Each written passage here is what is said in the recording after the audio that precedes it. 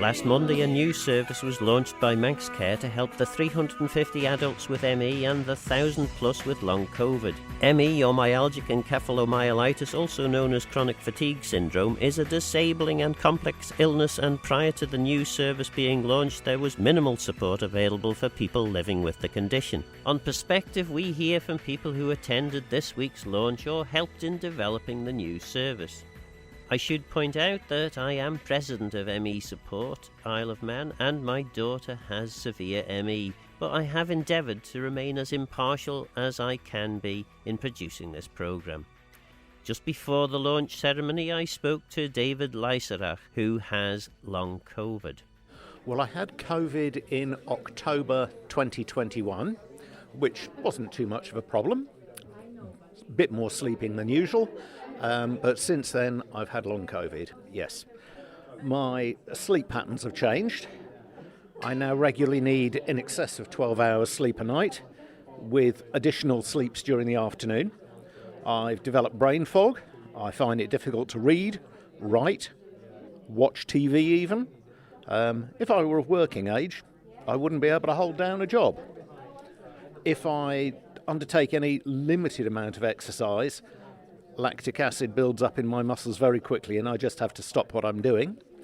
My saturated oxygen levels fluctuate from a giddy high of 95% down to sometimes as low as 90%, and my breathing becomes laboured after minimal exercise. So I'm happy with now.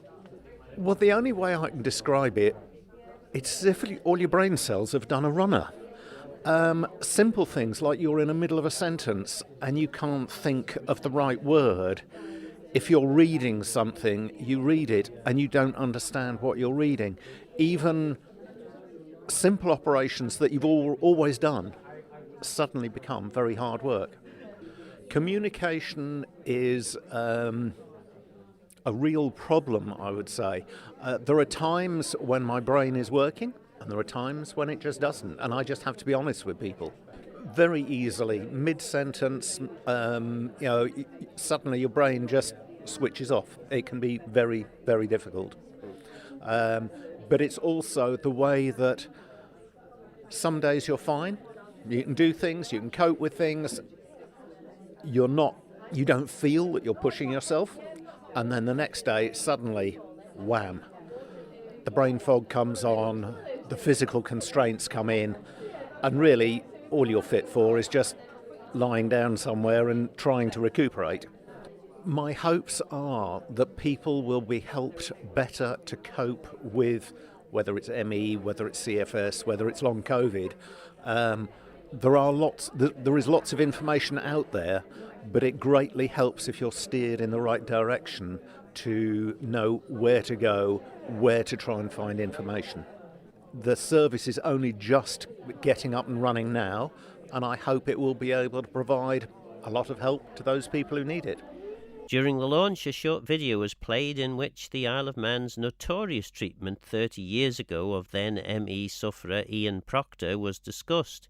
Ian tells us his experience at that time, and then Chair of ME Support Isle of Man, Ewan Corlett, describes the journey that led to the new service. There was a knock at the door, and it was the GP. He had two social workers with him, and they were going to take me away to a place of safety. The female social worker told me that they would take me away because my parents would let me die. How were you treated when you got into hospital? They used to race down the corridor with me in the wheelchair and suddenly stopped and see if I'd react or anything. They even took me swimming and let me go under the water. They also put me on a ghost train. I think the idea of that was to scare me into moving it. I was totally distraught. I was just crying all the time. I am very bitter about the way I was treated. Most of the doctors didn't really want to understand what the illness was about. Didn't really care how I was treated. They just want me to they want me better instantly. Heavy scrutiny inevitably followed both on our island and across the water in the Palace of Westminster. For decades, this spotlight failed to translate into meaningful support for local families who were left to struggle on alone. and by October 2019, former Health Minister David Ashford had promised immediate improvements and a full service by April 2020. This has been talked about for 9 years now, and it's enough of talking about it. It's time to do it, and my challenge as Minister is to make sure that they actually start seeing change on the ground. This deadline was missed, and the consequences would be grave. From this evening, I must give the British people a very simple instruction. You must stay at home. People with ME feared that the COVID outbreak in March 2020 would lead to an avalanche of ME cases. Sadly, these fears have been realised. By late summer of 2020, DHSC was still struggling to make progress, and with the island temporarily COVID-free, we took the opportunity to set out what was required, the simple steps to implement an ME service that would benefit those with ME and also those from the long COVID community. In May 2021, we resorted to an intense fortnight of advocacy, and then, finally, after more than 30 years, the tide started to turn. Regular discussions between Manx Care and ME Support IOM have continued since then, and we have worked together to co-produce a new service. There was a collaborative approach behind the scenes, and in addition, the local media generated some helpful reminders of our cause. This brings us to the present day, and our co-production efforts alongside Manx Care have culminated in the opening of a new combined ME CFS and long COVID service. The new team is passionate and enthusiastic, and the new service is based on the latest guidance. It's important to remember that the new service will not cure patients. However, it's a huge step in the right direction, and one that has been 34 years in the making. I'm Craig Morris, Vice President of ME Support, and I'm here because my experience of ME has made me passionately believe that we need to take post-viral fatigue more seriously. For most, a virus might mean a week or two in bed feeling terrible, but for a small but significant percentage, it can be a severe and cruel illness. ME is a complex, fluctuating neurological and immune condition that affects multiple body systems and can be utterly devastating. It is characterized by severe, persistent fatigue that is not improved by rest and may be worsened by physical or mental activity. Like long COVID, it may be the result of ongoing immune system dysregulation and neuroinflammation, and it strikes people differently. It can make even simple things that you take for granted, like being able to stand up, walk, eat, talk, listen to a single song, or even brush your teeth, difficult, painful, and for some impossible. It's the independence of being able to do what you want, when you want, that I miss most. People with ME were the canaries in the coal mine and spoke up so that people with long COVID would be taken more seriously and have a better chance to get the research and support they need. So what's it like when a virus hits you harder than you thought possible? Why do we need this new service? I'd like to take a minute or two to read to you how some local people have tried to explain in their own words. This is case study 1 of 26 from 2021. The fatigue of ME is difficult to describe to someone who hasn't experienced it. I can assure you, I would rather have anything other than ME. When my husband got cancer, I was a little jealous that he had something believable and treatable, as indeed it was. This is case study 2 of 30 plus from 2015. Managing ME has meant reassessing my position as mum. My children have had to take over many of the household chores, and it's very difficult not being able to do all the things I want to as mum. Drive them to clubs, make dinner, listen to them reading, attend school concerts, etc. I've had to reassess my social life as I can't make commitments and have to intersperse social occasions with planned rest. Life has become a juggling of priorities and missed opportunities. It must be nearly 12 years ago I wrote about my experiences in the medical system for the ME Association, in the hope that lessons would be learned and to share the specialist advice I received from the service in Liverpool. It's been a long, hard and often lonely road campaigning about ME and post-viral illnesses since then, but there have also been some real highs as Manx Care listened and COVID persuaded even the most cynical that there were lessons to be learned from the experiences of those with ME. It's the people I've worked with that have made the biggest difference, whether that's those running the best services in the UK, the sufferers in case studies from 2015 or 2021, those thousands who signed the Tynwald petition and stood with us in the Tynwald debate in 2021, never mind the patient groups and researchers in the UK, France, Germany, Australia and America. And as I step back to focus on my health, I'm delighted that the dynamic Duan Corlett is more than happy to and capable of driving things forward.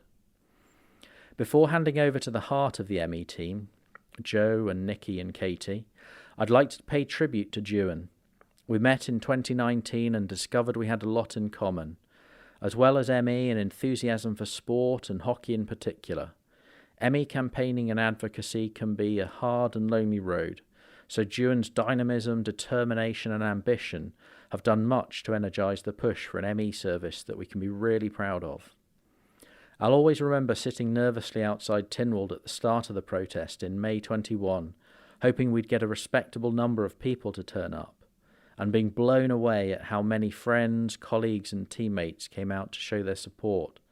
It's thanks to people who've stood up to be counted, like Phil and Celia, Alan and Duan, and a strong ME support committee that we're here today.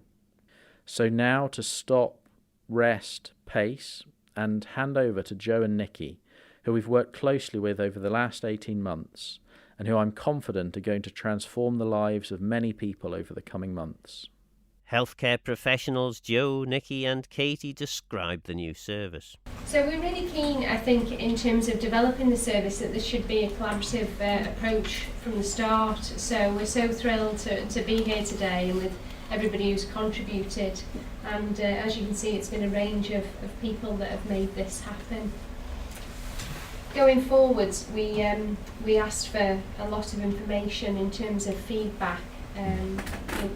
Maybe a lot of you here today attended the listening events and also filled in some of the feedback on the survey that we put out as well.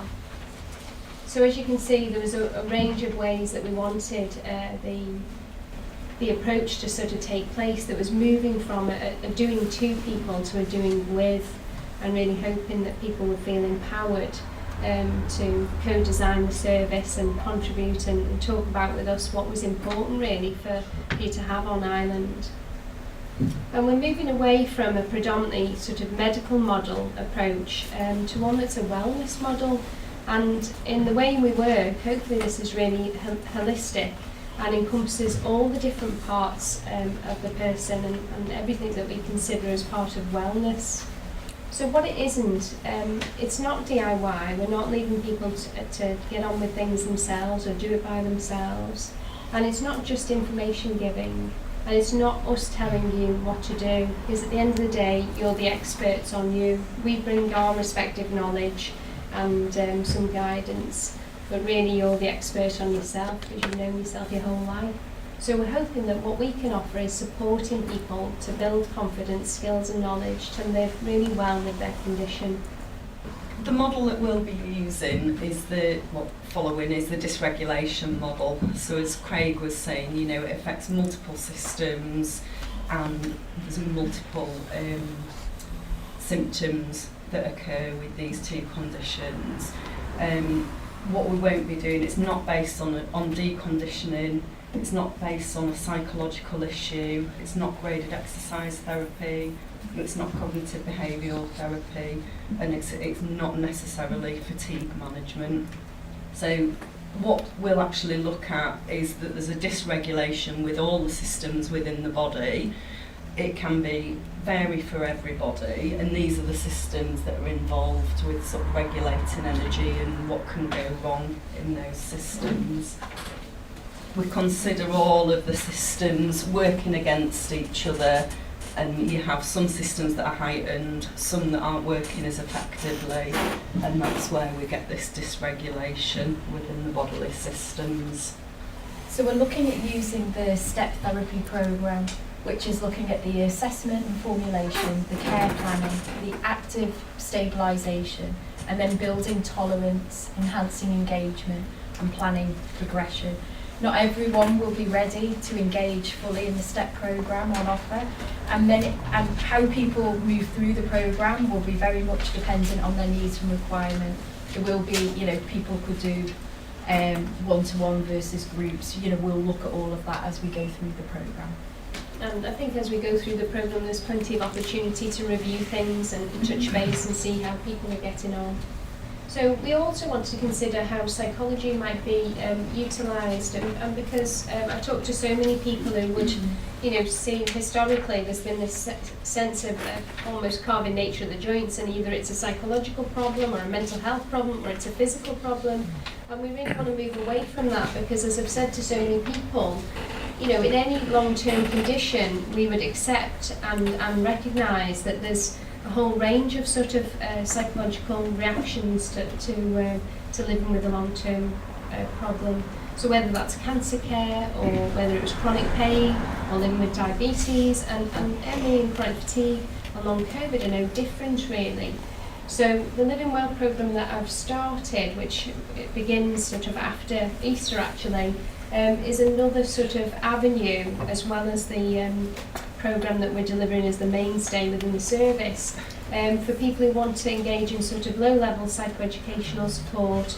And really the focus will be on, I suppose, getting the basics right around sleep and nutrition and movement and breathing right, because we understand so much more about that now. And these will be taking place at various locations across the island. So Joe and I have worked together for a number of years within the 3 hours each that was mentioned earlier. But Joe's been an occupational therapist for over 20 years and has worked for over 15 years with fatigue impacting conditions and within the ME chronic fatigue service. I qualified 13 years ago and have spent 6 years within the service. And then Katie is a psychologist who qualified over 17 years ago. So we have a breadth of experience to bring to the service. And there's been lots of discussions about chronic fatigue and long COVID and how different they are, but also how similar they are. So we recognise that there will be similarities, but there'll also be differences with that. But we bring a huge amount of knowledge together and experience in post-viral conditions.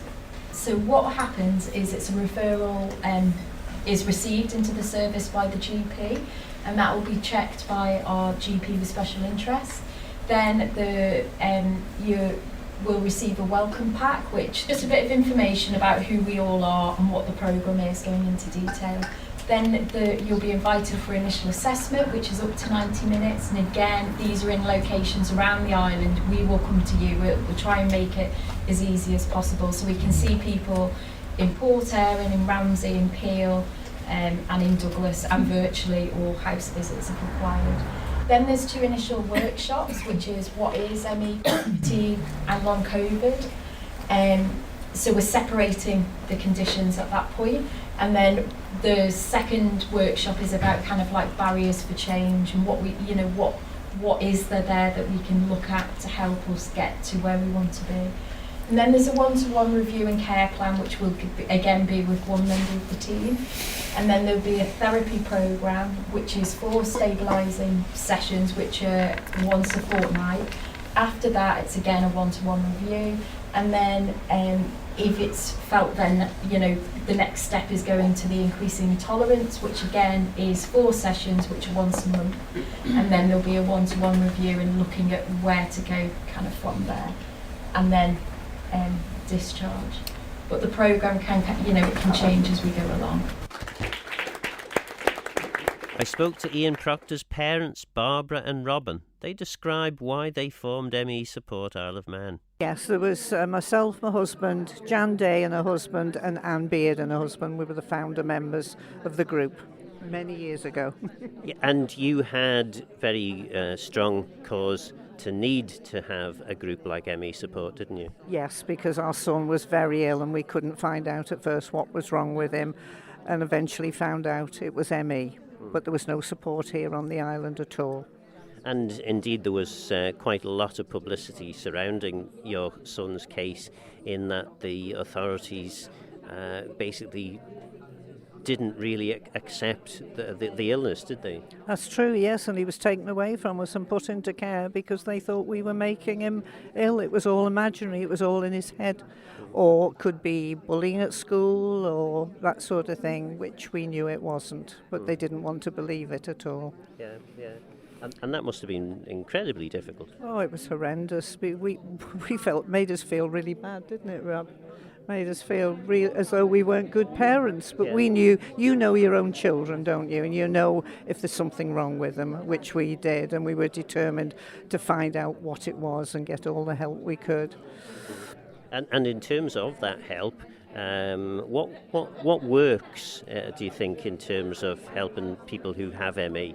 Well, I think it's rest and just listening to your own body. As a doctor told us, one of the for alternative medicine, that you listen to your own body. You know how you feel, and only you know. Nobody else can tell you how you feel inside. And one of the hardest things, even now, we do come across occasional people in the medical services, medical profession, who obviously don't believe that ME is a real condition. That's possibly one of the hardest aspects of all this, isn't it? Just not being believed. Really, it is. And some people, you see, they look well, so look at them, but they're very ill inside, whereas our son, he looked ill and lost weight, couldn't walk, dragged his legs, and he couldn't do anything. He became almost paralysed in the end with it. That's how severe he was, and lost his voice even.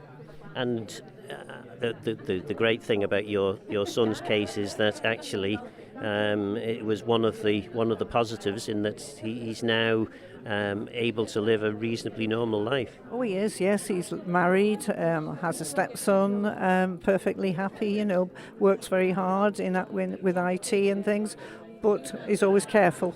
You never say never again, but you just hope that, he stays fit and well, which he is now. We're so proud of him. And as a parent and a carer, it's also quite a difficult thing for you, isn't it? I mean, it's bad enough for the person who has ME, but as a parent, there's so much that you can't understand, basically because the person with ME often isn't capable of telling you how they think. That's true. Yes, that's very true. I mean, they're ill, if you can see they're ill, but you don't know how ill they are feeling inside, and they get so confused as well, just to ask them simply what would they like to eat. And you might as well be asking them $1 million question because their brain just can't cope with it. That one took me a long time to get used to. Trying to get our daughter to tell us what did she want. She could tell us what she didn't want to eat, but she couldn't tell us what she did. It's so hard, isn't it? You're coming up with all these suggestions, and they're just looking at you, and you can see their mind is churning, trying to work out what they want to. And then, of course, once his voice went, that was the worst part. So, how long did he have ME? It was about 3.5, 4 years. He had ME. And through about 3.5 years. Yeah, till he was sort of, back able to walk again and talk again. And it's great that he is able to lead that much fuller life now. In terms of recovery, how did the recovery actually happen? The court case, the Deemster eventually said he'd had enough of what was going on, and he immediately released Ian from being a warder court and being held in hospital. The Deemster specified that he'd be put into the care of Dr. Davis from Aberystwyth Hospital, who we had seen, who had an outbreak of 12 children with ME that he'd looked after. He had to be under his main care, and with a doctor on the island, Dr. Pickering, who was at the time a homeopathic doctor, although he had been an army surgeon and senior surgeon at Newcastle Hospital, and together they sort of oversaw Ian's recovery I would say within 6 months they had him back at school. Although he couldn't walk and he couldn't talk, he went back to school, and within a further sort of 6 months that he had him starting to walk again, although it was with crutches. After that it went on, but the main thing to say how well he did was that when he went back to school, he'd been off of school for 1.5 years, I think it was, and he went straight back into the class that he would have been if he hadn't been ill, and he passed all his GCE exams and everything, and that's how well they had made his recovery. And finally then, I mean, you must be delighted to be here today at this launch. It's just so fantastic, isn't it, to have a service? It's marvellous, it is, and everybody's worked so hard in the group to get it where it is today. Yeah. And as long as we can get it accepted and the medical profession accept it, that's half the battle, isn't it?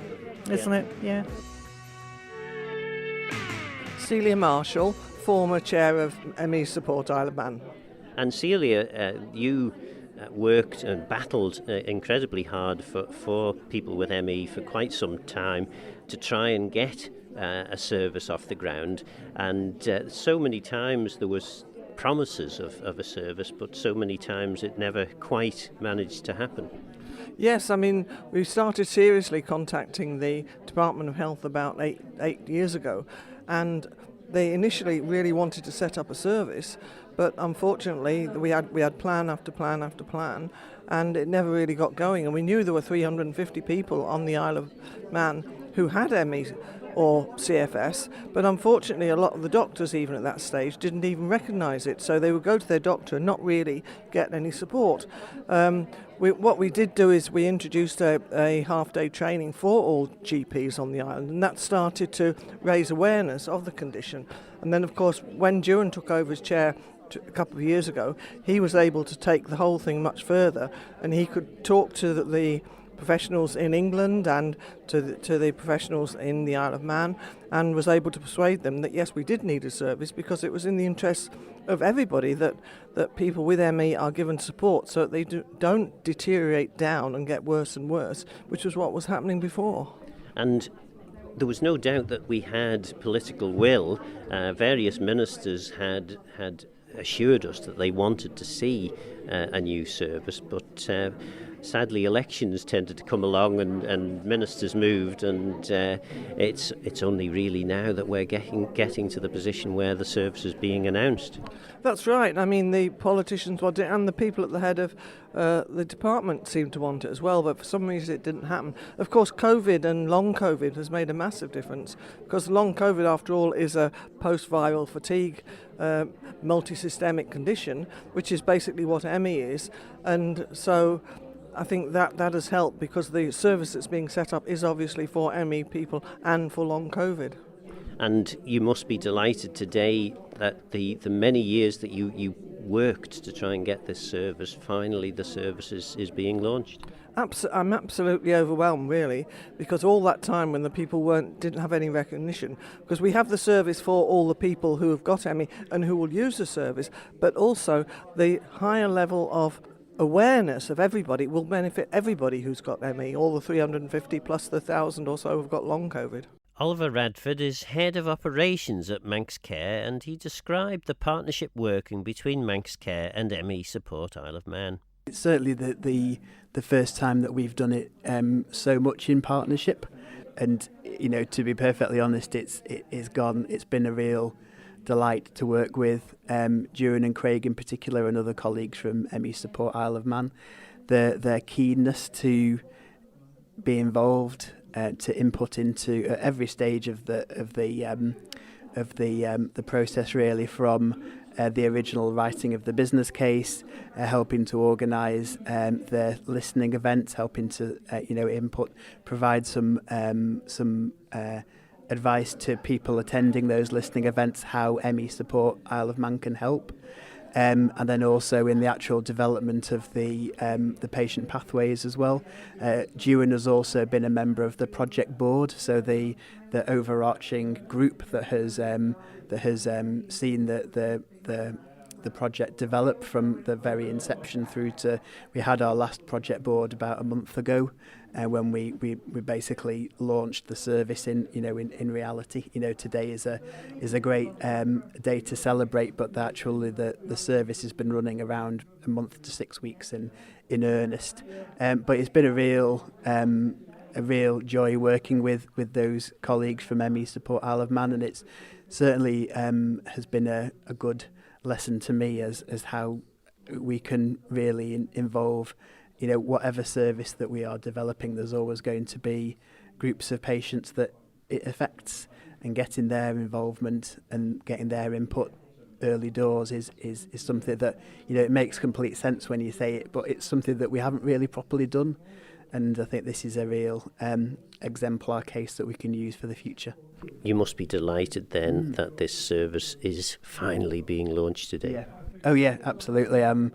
Over the moon, being involved in it for just under 2 years, but having seen the various different false starts that have happened beforehand, and the impact of that on the ME patient group with who've got ME chronic fatigue syndrome, the fact that we've now launched it and it's starting to help people who've waited so long for that for support is great, and I'm really proud to see it happening.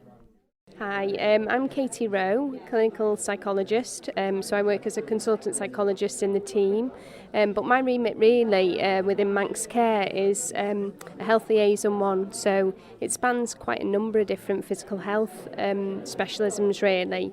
So the time that I'm with the ME and chronic fatigue service and long COVID is quite limited, but hopefully within that time I can sort of offer a psychological take on living with long-term problems.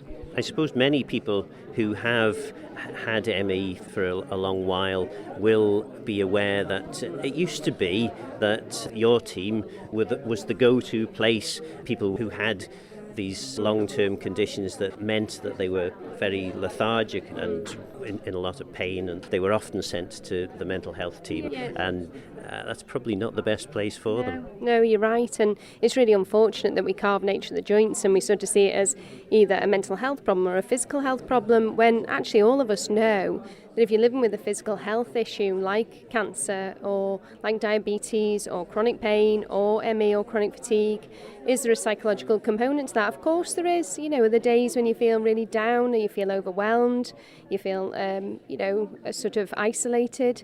All of those things are bound to affect you really. So for me, what I hope that I bring to the team is a much more holistic view of how physical health difficulties affect us emotionally, and then if we're not feeling right emotionally, that affects us in our body. It's a completely two-way relationship, isn't it?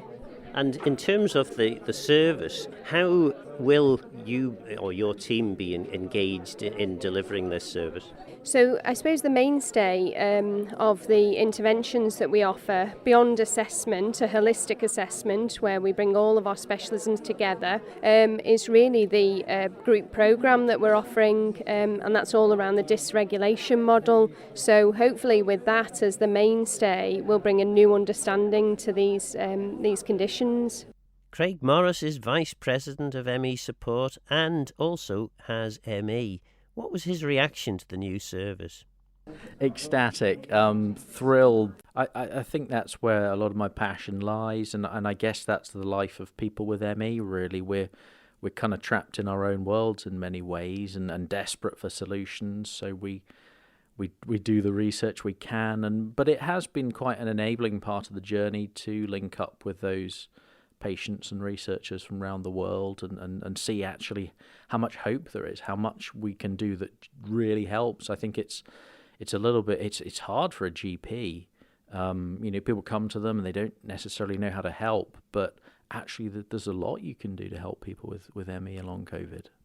It's been really nice to get some traction already and get some messages from France and Germany and, you know, Australia and America to people that care about what's happening here, and some have been involved in the research and planning the service, and to see the difference that they always knew it could make for people, but to see that actually happening, I think, was massive, and to see those medical professionals on Monday talking to people about what they can do, that was a really special feeling. That's always been at the front of our campaign, to get in early intervention with a prompt diagnosis so you can get that specialist advice, because if you don't, the prognosis is bleak. If it takes too long, then I think your chances, as a French study said a couple of weeks ago, it's about 8% by the time you're severe with ME, and that's basically 8% chance of a full recovery. Yeah. Maybe not even entirely full recovery, but enough to say live independently. Head of Communications for the UK ME Association, Russell Fleming, describes the collaboration with UK ME experts, which helped develop the service. Our medical advisor, Dr. Charles Shepherd, who's probably the most recognised expert in the UK on ME/CFS, has been helping them over those years. And they've also had some excellent help from specialist clinicians who work for the NHS in the UK. Sue Pemberton from the Yorkshire Fatigue Clinic, Carol Wilson from the Cornwall Specialist Service, Dr. Vicky McKeever, who works with the British Association of Clinicians in ME/CFS, to name but a few. So it's been a real collaborative effort. It still took a number of years, more years than I think patients really wanted to wait, but you know, we're here now, and it's been a really momentous week, I think, for the Isle of Man. For people with illnesses like ME/CFS and long COVID, where there aren't any effective drug treatments, for example, they really need one-to-one help, learning how to cope with the condition, you know, because it can really devastate their lives. I mean, we're talking about people who are quite often gainfully employed, very fit and active, who contract a virus, and they just don't recover. And so all of a sudden their life's turned upside down, and not having, you know, dedicated specialist support in place can leave a person, you know, wandering in the wilderness, except they can't wander because they often can't walk and they're confined to bed. So sort of having that access available, especially locally, and the new service in the Isle of Man will deliver clinics, I understand, around the island, which makes it even more accessible, is fantastic. We're in competition with hundreds, if not thousands, of other diseases. So, you know, the job of the NHS and the health services on the island isn't easy. I mean, we all acknowledge that. They've got to try and find some sort of balance to provide, you know, decent care and support to people with multiple conditions who all need help. So it's not an easy process. And I think in part, that's why it's taken so long to, you know, get this funding, because it isn't a bottomless pit, is it, with funding? Before the pandemic, plans were already laid for a specialist service to be created. And then the emergence of long COVID, in the UK, for example, ME/CFS is believed to affect about 265,000 people, children and adults. Along comes the pandemic, and you're getting a similar proportion of people being unable to recover from the virus, but it's affecting 1.8 million adults and children.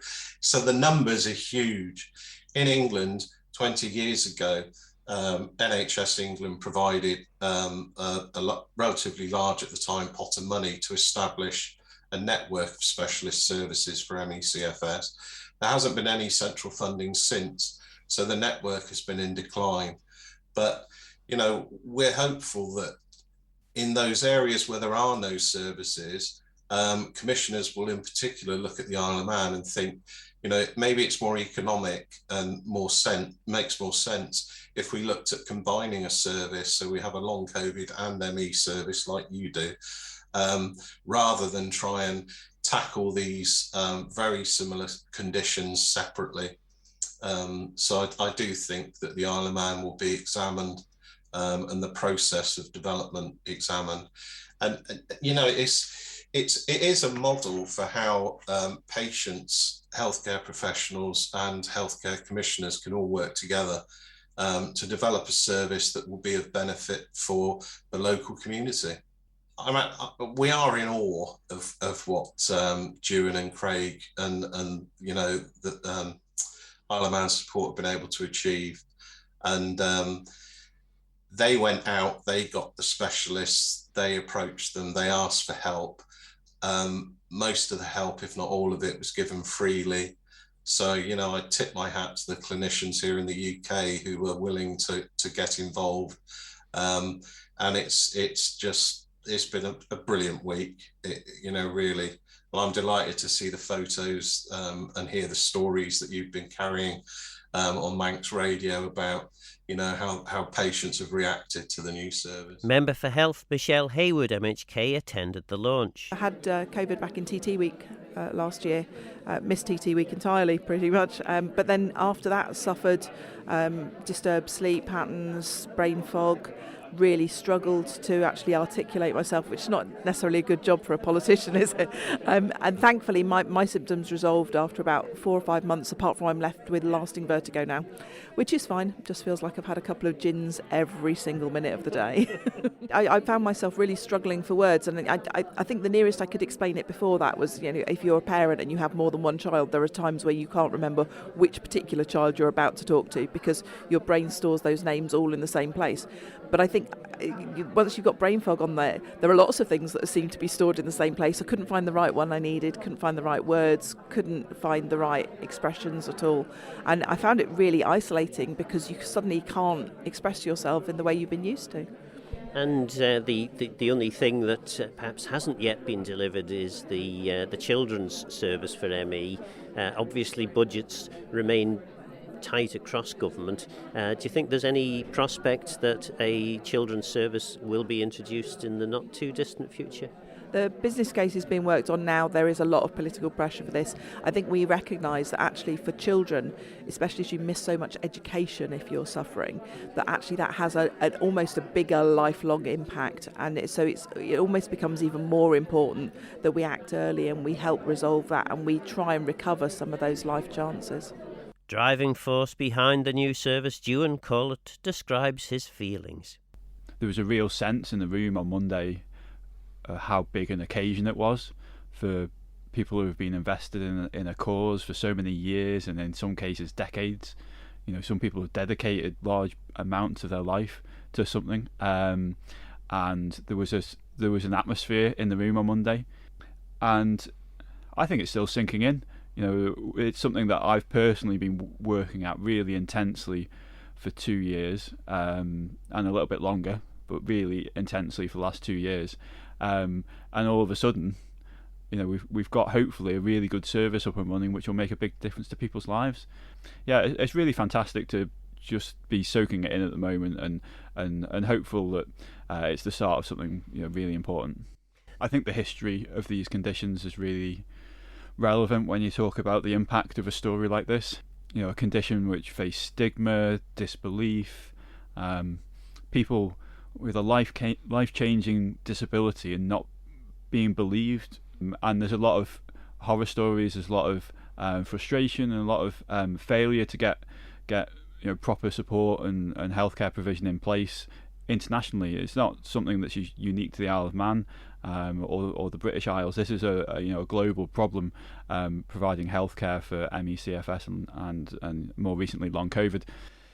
When we've shared this good news this week, it's been picked up, you know, as a ray of hope. You know, I've had messages from Italy, Holland, lots from the UK, and the impact has really blown me away, the amount of people who have no connection to the Isle of Man, or had no knowledge of what was going on here until this week. And it's I'm not a user of Twitter, but we've got some traction on Twitter this week, from far afield. There's a lot of progress that could be made scientifically with better investment and research that would unlock better options and greater clarity amongst the medical profession, and tap into their sincere desire to help. These are generally people who got into the jobs that they were in to help people, and I think if there was more investment in research, then that would go a long way to helping in that respect.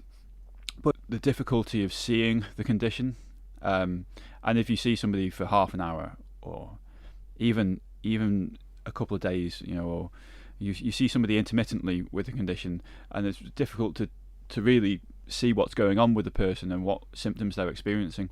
I think a lot of family members of people with these conditions struggle to get their head around what the person's going through, and how it's affecting their body, and how that translates in terms of altered behaviour patterns and altered all sorts of interactions with friends and family are changed because of the condition, but it's not always obvious that the condition is the cause of the change. So it's a really complicated thing to deal with, and the more we talk about the condition and how it affects people and the underlying mechanisms, including the biology, then it helps people understand, and it breaks down those sort of challenging barriers.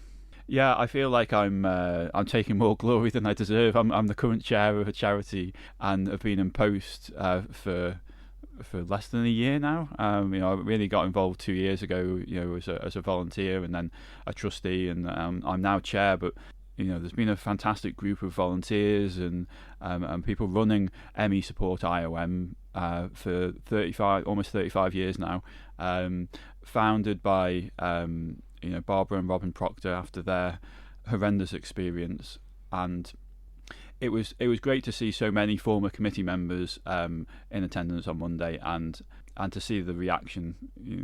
There's a lot of emotion, and a lot of evidencing something that they thought may never happen. I think it was great to allow those people who invested in it for so long to see it get to the finishing line. And there were a lot of people who weren't able to attend on Monday, who desperately wanted to, and they're a big part of this journey and story. And the nature of their condition is that they can't get to a public event. A lot of people are still housebound by the condition. My health is slowly improving, but it was really misleading to judge my health on how I was acting on that Monday afternoon. It was such a huge investment of energy. I rested all for 3 or 4 days really in the run up as much as I could, and I rested in the morning and I rested as soon as I got home. And Craig as well, who participated. I think you could see that the drain it was for him to take part, and there's people making a big effort just to be there and be part of it. Yeah, those emotions are often just below the surface about how the condition affects you and how it can limit you, and you steel yourself in your normal routine, and then something happens and it brings it back to the surface of what a big impact it has on your life. And finally, Craig Morris again. A lot of people think ME and long COVID is about just being tired, but actually that post-exertional malaise, that getting really exhausted from the smallest amount of physical or mental effort, is really one of the defining characteristics. And that, and some of the neurological complications, the sort of brain fog we might call it, I think if we were able to be a little bit more aware about that, and for GPs to know a little bit more about that, it would really help people be kinder to themselves when they're having to do less at work or in the house or with their families. And it's just that little bit of doing less early on that means that you can stabilize and bounce back later is really what I'd like, so that fewer people end up with the severe symptoms. But it's hard. You want to do as much as you can. You want to perform at work. You want to be doing those things with your partner and your children and for yourself. But that could be a terrible mistake to make in the short term. It's a different life in the Shadowlands with much smaller horizons, and I think you have to adapt and survive and learn to enjoy those little things you can find and enjoy in those precious few minutes where you can interact with people and do little things. I'm Phil Gorn. Go to Mayo. Thanks for listening.